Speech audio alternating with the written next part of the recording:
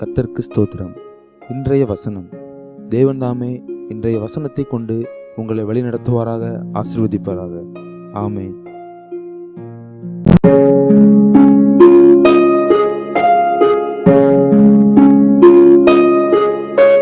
அந்தபடியே தேவன் தம்மை நோக்கி இரவும் பகலும் கூப்பிடுகிறவர்களாகிய தம்மால் தெரிந்து கொள்ளப்பட்டவர்களின் விஷயத்தில் நீடிய பொறுமையுள்ளவராயிருந்து அவர்களுக்கு நியாயம் செய்யாமல் இருப்பாரோ?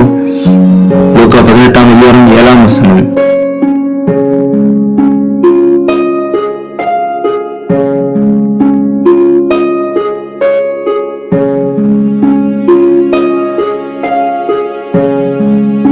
And will not God brings about justice for his chosen ones, who cry out to him day and night? Will he keep putting them off? Luke 18:7.